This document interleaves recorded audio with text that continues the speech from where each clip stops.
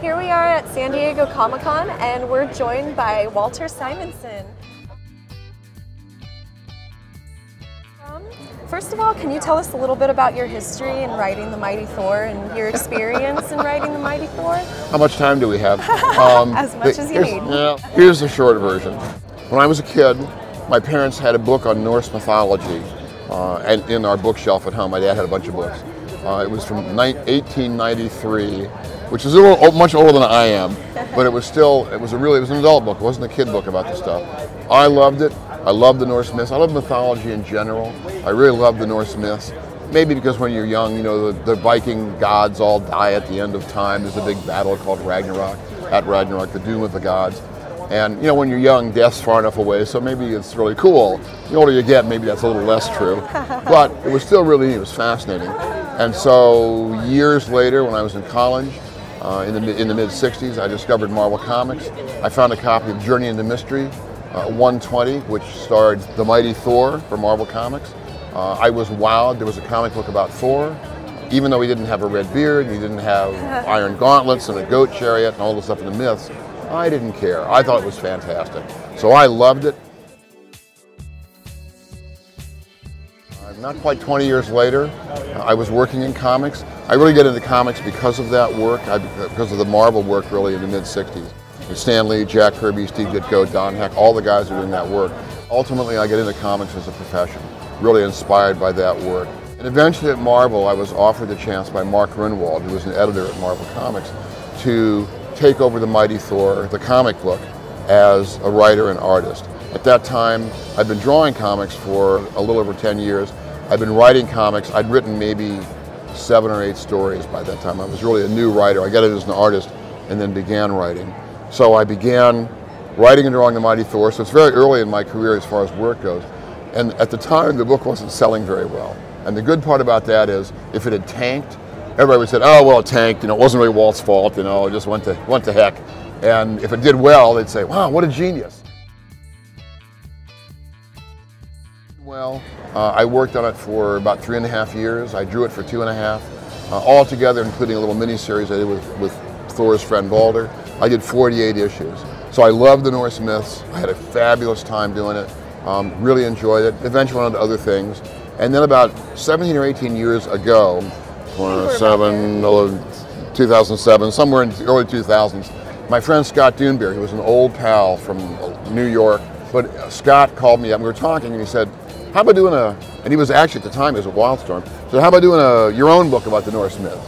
And I thought, sure, that's great. I've got a little work to do. Let me get my work done. I'll get back to you. 15 years later, I was done by about that work, and I called him up and said, okay. By that time, he was here at IDW, and we talked about it, and I had an idea, and the idea was what became the book Ragnarök that I'm doing for IDW now.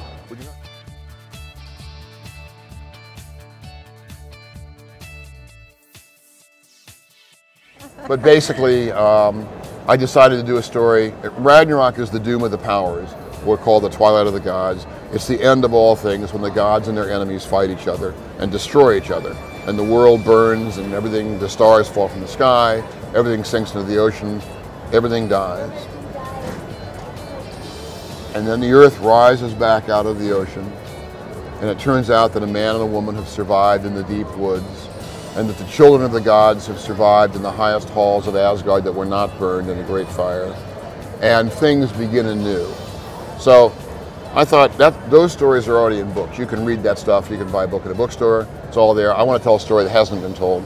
So my thought about it was, we'll have Ragnarök, but for whatever reason, and we won't know it yet, Thor was not at the great battle. Thor was the mightiest warrior of the Aesir, of the Asgardians.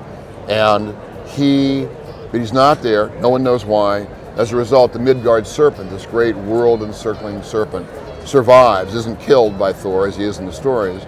The result is that the bad guys win. The gods are killed, the bad guys survive. And so you have a world, the 9 worlds, in which the bad guys take over. It's kind of a medieval world, and several hundred years, and it's bad for people. Several hundred years later, Thor shows up again. He doesn't know what's happened. We don't know where he's been. We begin to find out as a mystery over the course of the book. and he finds out that all his family, all his friends, all his loved ones, they're all dead. He's the last surviving god. And as long as he's alive, Ragnarok isn't over. So he picks up his hammer, Mjolnir, the great weapon of the gods, and goes out into what's left of the 9 worlds to find the great enemies and talk to them sternly about the great battle and what happened at it. So that's really what Ragnarok's about.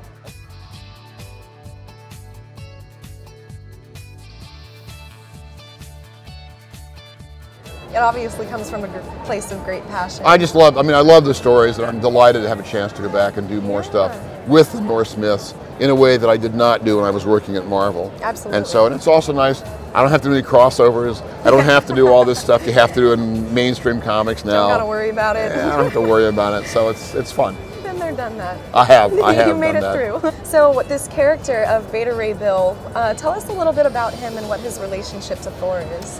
When I started doing Thor, and really any comic I do, I take over as writer-artist. What I would like to do ideally is tell stories that you have not read before. I understand that's hard, especially, the time I took over Thor, it had been going for 20 years, which means all these combinations of the characters, they've all been done a lot.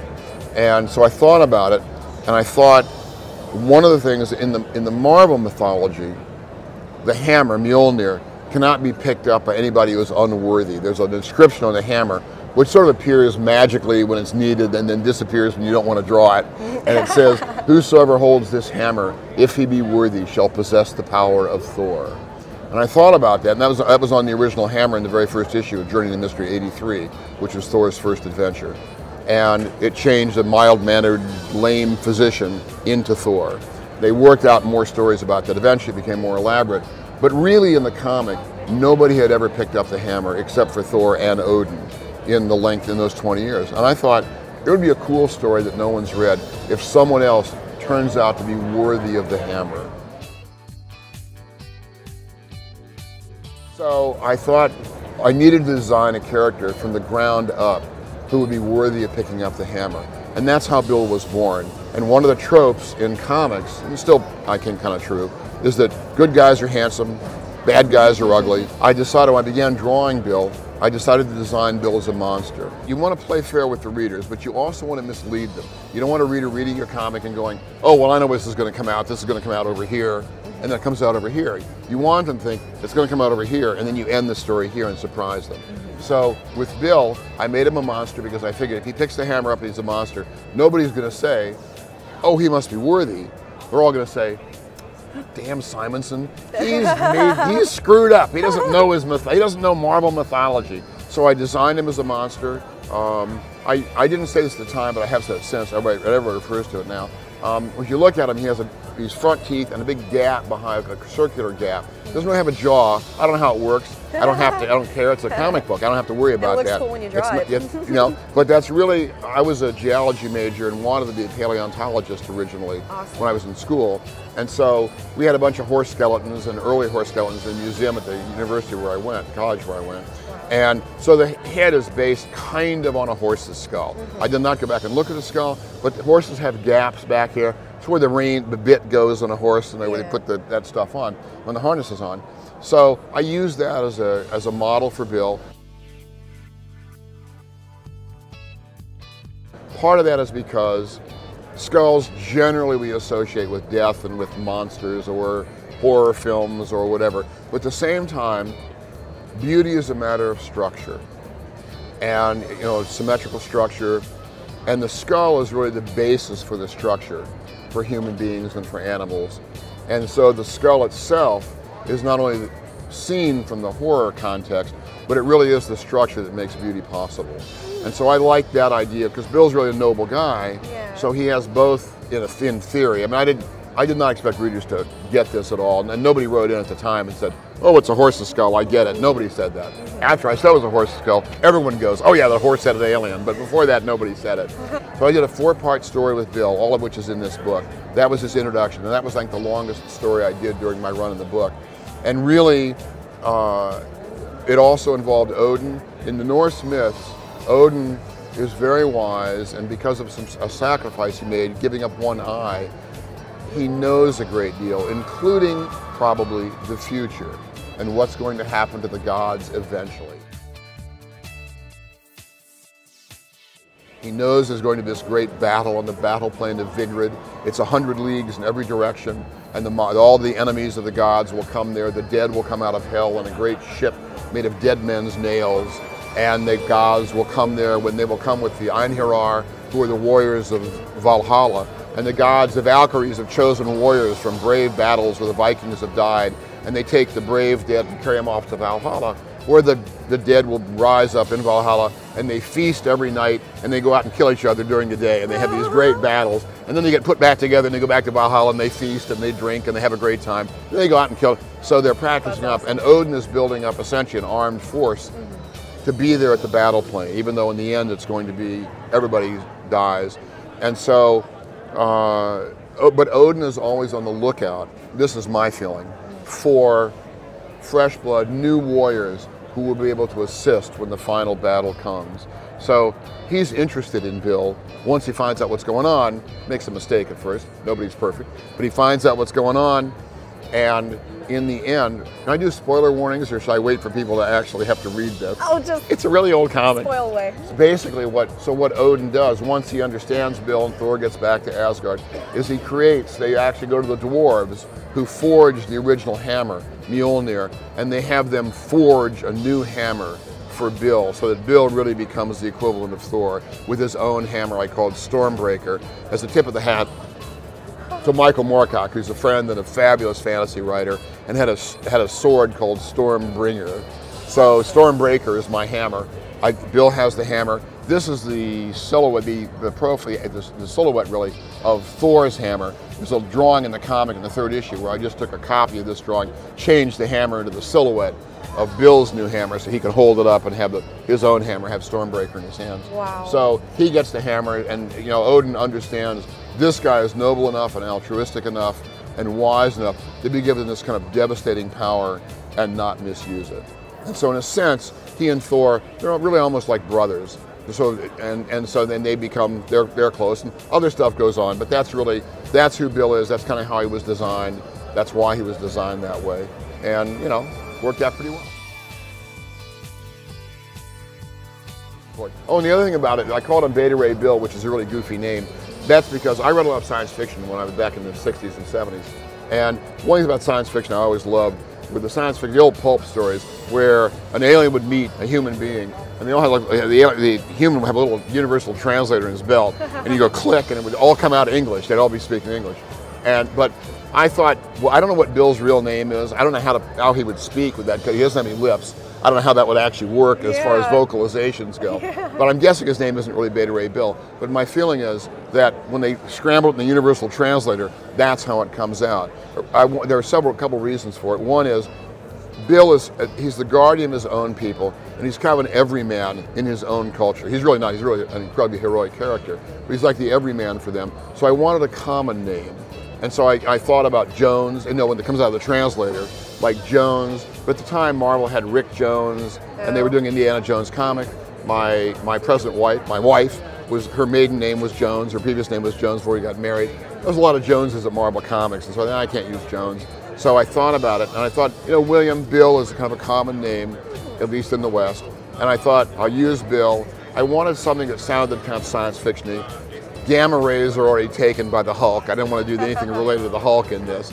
And beta rays really aren't very powerful. I think they're loose electrons. They're not very powerful as far as rays go. But I love, Marvel always had this fabulous alliteration going in their books, and Stan used to write a lot of that stuff. And so I thought Beta Ray Bill had alliterative quality, a nice scan. It scanned well. And even though it doesn't mean anything, I thought that's how his name came out on the Universal Translator. Yeah. I didn't bother explaining all that stuff, but that's why the name is, that's how I arrived at the name of Beta Ray Bill. Well, how do you feel seeing material that you wrote back then reprinted in an artist edition?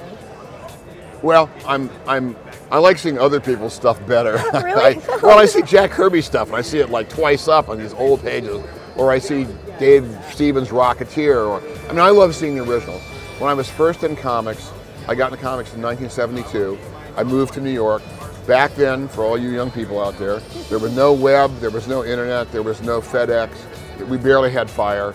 And so basically, if you wanted to do comics for Marvel or DC, which were really the two adventure comic companies in the business then, you pretty much had to move to New York City because you would bring your work into the office. You would physically carry your pages, and they would photograph them, and eventually they'd come back to you. Well, they didn't initially, but they eventually did. And so you really had to be in place at the time in order for that stuff to work. So I saw a lot of artwork come in. I'd be in the office, and I would see artwork, stories by young guys and older guys. Older guys were younger than me, but older guys then. Joe Kuberts and Alex Toths and just everybody, Kurt Swan, Kirby work. And it was astounding to see, because of course back then comics were printed on newsprint, they were plastic plates. If you had a very thin line, it would come out like a little sine wave sometimes, like your straight line would kind of disappear and become curved. It's like, that was just the way it was. Comics are real different now in that reproduction, they're much, much better. But it did mean that seeing the work in the originals was really astounding. And of course it was big. I mean, almost the size it was when you were a kid. When you're a kid and you're reading a comic, it's this big compared to you. But when you're an adult, it's a lot smaller. So when you saw the originals, it had that large scale again. So one thing about the artist editions I love is seeing the work full size. I can be small again. I can see the scale of the work the artists have worked on. And especially in artist editions, you can see the mistakes and the corrections, and you can see, in a sense, the thought that goes into it in a way that once you clean it up and put it in print, you don't see that anymore. And I love seeing kind of the artist at work in a way these books reveal. So, I mean, I know how I work, so I'm not as interested in seeing my own stuff. I mean, I'm delighted. I'm thrilled it's coming out. I'm very grateful to Scott for kind of putting all this stuff together. I know he wanted to for a long time before IDW gave him his head and sent him on his way. And now all these fabulous books come out. I have not gotten all of them. I don't have room in my house for all of them, but I have some of the ones I love from artists whose work I absolutely love. And I'm thrilled that I have these books out, and I'm also thrilled that I'm not embarrassed by them. I don't go back and look at them and go, oh, that was really terrible. Oh man, my drawing was awful. I mean, I sort of feel I draw better than some of that stuff now, but I don't sure I write any better. And generally speaking, I'm very, I don't know if proud's the right word, because I'm just a comic book guy, but I'm delighted by the work, and I'm really delighted to see it like that. And I'm really pleased that it has a chance in this form to be seen by an audience that would never have seen it like this, especially in the old days when there's so much that you can't see that dropped out in reproduction. I mean, there are other artists who were much more finely rendered than I was, tons of whose work evaporated in print back in the old days. And to be able to see that stuff's astounding. My stuff, I developed a very bold graphic style, partly in response to kind of printing that was available back then. Yeah. Like these days on Ragnarök, I'm putting a lot more lines in than I ever did back in Thor, which is the wrong way to go. You're an artist, you're supposed to get simpler. And I'm going the wrong way. Me and Arthur Adams. Art, you're going the wrong way. But I totally get it. But it's nice it's reproduced. But I did do a graphic style, but it's still nice to see everything. And there is a quality, large and in black and white in these facsimile editions, that brings a power and an energy. I see it more in other people's work, like Kirby's, than I see in my own, because I'm so familiar with it. But you see it in these books in a way that just isn't available to you in floppies, in ordinary comics, even the trade paperbacks, where reproduction is so much better than it used to be. But it's so cool to see it like that. And also it's more the scale of a comic when you were a kid. It's just awesome. Let's see, I'm gonna open this and see how big it is right now. It like reaches across both of us. It does, it does. It's pretty good. A giant gate with all the Asgardians coming out into a giant trap. They're seriously beautiful. All sorts of stuff. Yeah, it is incredible. See, coming from someone who has no experience in creating art like this, looking at this, it's like looking at magic. We all have our talents. Mine is not broadcasting. So I'm happy to be able to do this. I'm happy to be able to hear and talk about it. I've got one last question for you. I'm ready. And out of all of the Thor that you've written in your career, what's something about the Return of Beta Ray Bill that is like specifically important to you? I did one story at the very end of my run where I did a story in which Thor fought the Midgard Serpent, which is what happens in Ragnarök. Now, I didn't do a full Ragnarök, but I wanted to do Thor and the Midgard Serpent. I'd thought about it for a long time, and I didn't know what I was going to do. And the Midgard Serpent, in the myths, the Midgard Serpent is so large, he actually lies under the ocean and he encircles the world. So he almost bites his own tail. So he's very large. Yeah. So I didn't know how to draw that. I thought, well, he's so big. how can I get like a human-sized god and a giant serpent in the same picture? Yeah. Eventually I settled on a large head and the long tail you couldn't see going over the horizon. I thought about it for a while, and I wanted it to be a big battle. I wanted the battle to be great and powerful and dramatic. And so I thought, well, how, with little panels, I'm going to have these little tiny figures and a serpent head, and it's going to be. And so I thought about it for a long time. A light bulb goes off over my head, and really, it was literally like, bing. And I thought, an all splash page issue. I could do an issue where it's all splash pages. And that would it's going to be shorter, it's going to be 22 panels really, but it will be big, and I'll be able to do a big serpent and still close-ups on Thor. And ultimately that became issue 380 of Thor, which is later than the Beta Ray Bill stuff in here. But it was like my third from last issue in the book.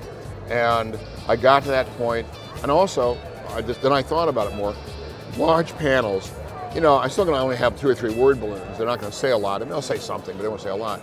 But it's just easy to go to word balloons, go zip, zip, zip, zip, zip, zip, zip, big one panel on a page. Yeah. And I want to slow the reader down. So I thought about it, and in the end, I wrote captions that are sort of in pseudo-Viking poetry. I make no claims for the craft of my poetic abilities. I really don't.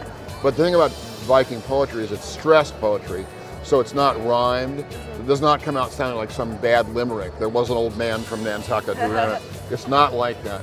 And so I wrote a bunch of little quatrains, I think, really, and did those. I had John Workman, my letterer, who's been lettering my stuff forever. He used a little different type font, the hand lettering, so it would have a more formal quality. And you have to and also, for me anyway, poetry, it's slower to read. Yeah, I can't read poetry the way I read prose. And so I figured, if anybody goes to the trouble of reading this, it will slow them down as they go through the book.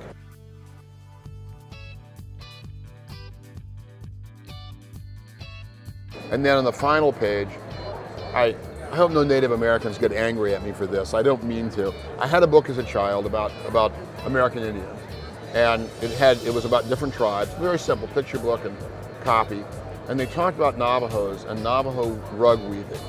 And one thing they said about it, which I thought was fabulous, I've never looked it up to see if it's really true, but I incorporated it into the story, is that the Navajos did not want to weave a rug that was perfect, because perfection was the purview of the gods, and only the gods should do perfection. So the idea was that they threw some stitch or made some mistake in the weaving in the rug, somewhere deliberately, so that the rug, they wouldn't even by mistake do a rug that was perfect. Yeah. I don't know if that's really true. I hope so. I love it as a story. Yeah. So in this all splash page issue, Jim Shooter, my editor-in-chief, was kind enough to let me squeeze in 2 extra pages, because I took 20, I think it was 24 pages. And the last page, after the battle's over, is actually a 4-panel sequence of Thor's body lying on the ground. There are 4 narrow panels that get bigger. Narrow, a little wider, and a little wider. And that way, although I have an all splash page issue, I have one imperfection in the splash in that issue to make sure the gods don't get angry with me. And I hope the Navajo don't either. As much as I love Beta Ray Bill, and I love him as much as anything else I've done, I'm happy to have that issue as kind of a special issue. It's a one-off story. You just read it by itself, and it's different from other stuff I've done. So I'm delighted to have it in the book. Yeah, it sounds amazing. That's my answer. Oh, well, thank you so much, Walter. This was really fun. Thank you for the hour and a half of watching this long video. No, I love it. I love it, and I think people are going to love it too. Oh, thank you so very much. Thank you so much, Walter. It's been my pleasure. This has been Walter Simonson talking about Beta Ray Bill, and thank you. We'll see you next time. Thanks for watching.